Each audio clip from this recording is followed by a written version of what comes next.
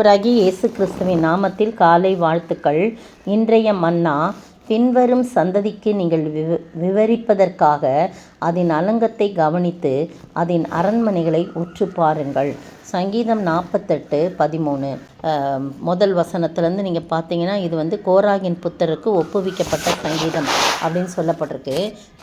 கர்த்தர் ஒரு பெரியவர். அவர் தமது தேவனுடைய நகரத்திலும் தமது பரிசுத்த பர்வதத்திலும் மிகவும் துதிக்கப்படத்தக்கன்னு சொல்லிட்டு சீயோன் பர்வதத்தை குறித்து சொல்லப்பட்டிருக்குது. வடிப்பமான ஸ்தானமும் சர்வபூமியின் மகிழ்ச்சியுமாய் இருக்கிறது அப்படின்னு சொல்கிறேன். வடிப்பமானனா அழகானன்றது அர்த்தம். அப்படி அது சீயோன் பர்வதத்தை பற்றி சொல்லப்பட்டிருக்கு. அதை சுற்றிலும் அதன் அரண்மனைகளில் தேவன் அடைக்கலமாக அறியப்பட்டிருக்கிறார் என்று சொல்லப்பட்டிருக்குது. அதை பற்றி விவரிச்சுட்டு தான் இங்கே என்ன சொல்கிறாங்க, அந்த இடத்துல 13ஆம் வசனத்தில் பின்வரும் சந்ததிக்கு நீங்கள் விவரிப்பதற்காக அதன் அலங்கத்தை கவனித்து. ஏன்னா 9ஆம் வசனம்லாம் பாருங்கள், தேவனே உமது ஆலயத்தின் நடுவிலே உமது கிருபையை சிந்தித்து கொண்டிருக்கிறோம். தேவனே உமது நாமம் விளங்குகிறது போல உமது புகழ்ச்சியும் பூமியின் கடையாந்தரங்கள் பரிந்து விளங்குகிறது. உம்முடைய வலதுகரம் நீதியால் நினைந்திருக்கிறது என்றெல்லாம் சொல்லி சீயோன் பர்வதம் மகிழ்வதாக அப்படிலாம் சொல்லிட்டு தான் சீயோனை சுற்றி உலாவி அதன் கொத்தளங்களை எண்ணுங்கள். 12ஆம் வசனம் பாருங்கள். அந்த பின்வரும் சந்ததிக்கு நீங்கள் விவரிப்பதற்காக அதன் அலங்கத்தை கவனித்து அதன் அரண்மனையை உற்று பாருங்கள். இந்த தேவன் என்றென்றைக்கும் உள்ள சதா காலங்களிலும் நம்முடைய தேவன் மரண பரியந்தம் நம்மை நடத்துவான்னு சொல்லிட்டு அந்த சங்கீதம் அப்படியாய் முடிகிறது. இது எதை குறிக்குன்னு சொல்லும்போது, நம்முடைய வாழ்க்கையிலும் கூட நமது குடும்பத்தில் நிகழ்ச்சிகள்லாம் ஆராய்ஞ்சி கர்த்தர் செய்த நன்மைகளெல்லாம் நினச்சி அவர் தேவன் ஆற்றியுள்ள பெரிய செயல்களெல்லாம் கவனித்து பார்த்து பிற்கால சந்ததிக்கு அதனை கூறணும், சொல்லணும், உட்கார வச்சு. இப்போல்லாம் எங்கள் குடும்பமாக உட்காந்து பேசுகிறாங்க எல்லாம். உடனே ஆளுக்கு ஒரு செல்ஃபோனை வச்சுக்கிட்டு உட்காந்துருக்காங்க. பிள்ளைங்க அழுதுச்சுன்னா அதுக்கு ஒரு செல்ஃபோன் கொடுக்குறாங்க. இப்படி பல காரியங்களை கொடுத்து குடும்பம் ஒன்றாக இணைந்து பழைய காரியங்கள், நேற்றைய தினத்தில் கூட நாங்கள் எங்கள் வீட்டில் உட்காந்து பழைய காரியங்களை, பழைய முன்னாடி நடந்ததெல்லாம் பேசும்போதே ரொம்ப இனிமையாக இருந்துச்சு. அப்படி பேசி கொண்டிருந்தோம். இந்த நாட்கள்லாம் அப்படி பேசுகிறது ரொம்ப குறைஞ்சி போச்சு. அதுதான் ஆண்டவர் இந்த இடத்துல சொல்கிறாரு, பின்வரும் சந்ததிக்கு நீங்கள் விவரிப்பதற்காக அதன் அலங்கத்தை கவனித்து அதன் அரண்மனைகளை உற்று பாருங்கள் அப்படின்னு சொல்லப்பட்டிருக்கு. நீங்கள் அதெல்லாம் கவனிக்கணும், அதெல்லாம் உங்கள் சந்ததிக்கு சொல்லணும். அது அவங்களுக்கு ரொம்ப பிரயோஜனமாக இருக்கும். எவ்வளோ உறுதியாக இந்த சீயோன் பர்வதம் எப்படி இருக்குது அப்படின்னு சொல்லி அதெல்லாம் நீங்கள் சொன்னீங்கன்னா தான் கர்த்தர் செய்த நன்மைகளை அவங்க நினச்சி பார்ப்பாங்க, கர்த்தரிடத்தில் விசுவாசமாக இருப்பாங்க.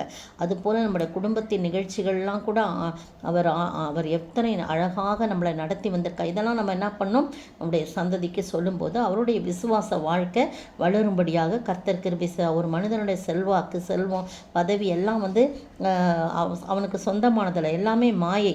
அப்படி இருக்கும்போது 14ஆம் வசனத்தில் பாருங்கள், ஒரு ராஜாவுக்கு அவனது அரசு என்றைக்கும் நிலையானது கிடையாது, எல்லாமே மாறி போகும்.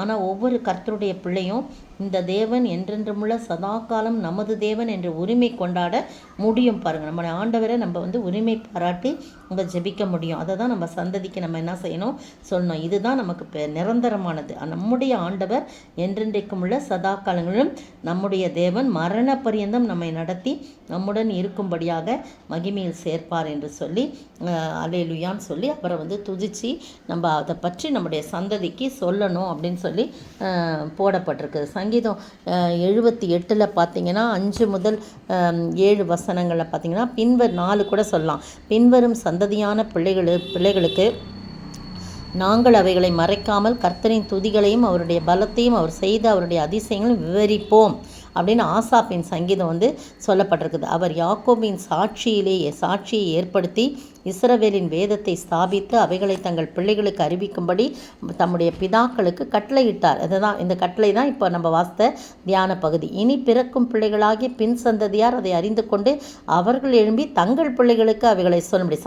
சந்ததியாக சொல்கிற காரியம். தேவன் மேல் அவர்கள் தங்கள் நம்பிக்கையை வைத்து தேவனுடைய செயல்களை மறவாமல் அவர்களுடைய கற்பனைகளை கை கொள்ளும்படிக்காக நம்ம என்ன செய்யணுமா, இந்த மாதிரி சொல்லணும் அப்படின்னு சொல்லி போடப்பட்டிருக்கு. இந்த அருமையான வேளையிலே நீங்களும் நானும் இதை கவனித்து பார்த்து கர்த்தர் செய்த செயல்களெல்லாம் கவனித்து அலங்கம் என்பது ஒரு பாதுகாப்பை குறிக்குது. கர்த்தர் நம்மளை எப்படிலாம் பாதுகாப்பாக வச்சுருக்கார் அப்படின்றத நம்ம சொல்லி ஆண்டவரை மகிமைப்படுத்தும் போது பின்வரும் சந்ததி அவர்களுடைய சந்ததி இனி பிறக்க போகும் குழந்தை இதுக்கெல்லாம் அப்படி சந்ததியாய் சொல்லும்போது அவர்கள் கர்த்தர் மேல் நம்பிக்கை வைத்து அவரையே சார்ந்து வாழ ஒரு நம்பிக்கைக்கு ஏதுவாக இருக்கும். ஏனென்றால் இந்த தேவன் என்றென்றுமுள்ள சதா காலம் நம்முடைய தேவன் என்பதை உரிமை பாராட்டி அதுதான் நிலையானது. இந்த உலகத்தின் செல்வம், பதவி, அந்தஸ்து எல்லாம் மாய. ஒரு ராஜா பெரிய ஆளுகை சொன்னால் அது நிலையானது, கொஞ்ச நாள் தான் அது ஆளுகைலாம்.